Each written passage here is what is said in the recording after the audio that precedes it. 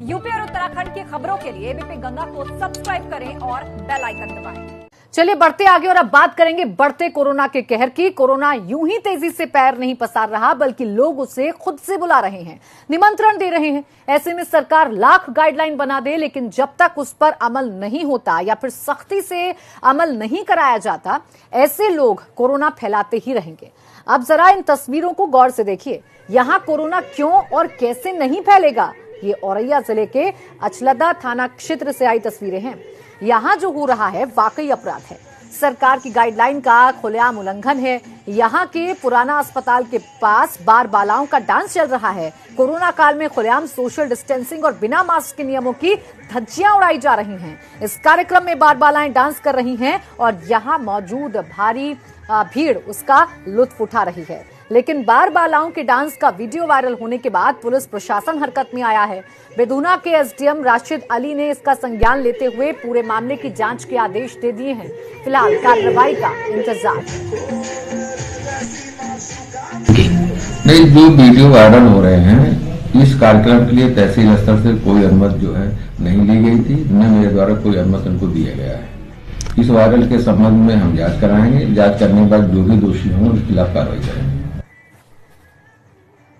देश में दोबारा कोरोना वायरस के बढ़ते संक्रमण के खतरे के बीच पीएम मोदी ने मुख्यमंत्रियों के साथ बैठक की। यह बैठक वीडियो कॉन्फ्रेंसिंग के जरिए हुई, जिसमें गृह मंत्री अमित शाह भी शामिल हुए। बैठक के बाद प्रधानमंत्री नरेंद्र मोदी ने कोरोना वायरस के वैक्सीन से लेकर उसके बड़े खतरे पर बड़ा बयान दिया।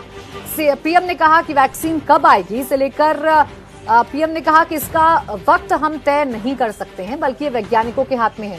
वहीं पीएम मोदी ने कहा कि कुछ लोग इस मामले पर राजनीति कर रहे हैं, लेकिन किसी को राजनीति करने से रोका नहीं जा सकता। वहीं पीएम मोदी ने कहा कि इस चरण में लोगों ने लापरवाही बरती है, ऐसे में अब हमें ज्यादा सतर्क रहना होगा। हम चौथे चरण में पहुंचे। जब कोरोना से रिकवरी का रेट बढ़ा तो लोगों को लगता है कि ये वायरस नुकसान नहीं कर रहा है, ये कमजोर हो गया है। बहुत से लोग ये भी सोचने लगे हैं कि अगर बीमार हो भी गए तो ठीक हो जाएंगे। इस वजह से लापरवाही का ये स्टेज बहुत बड़ा व्यापक हो गया है।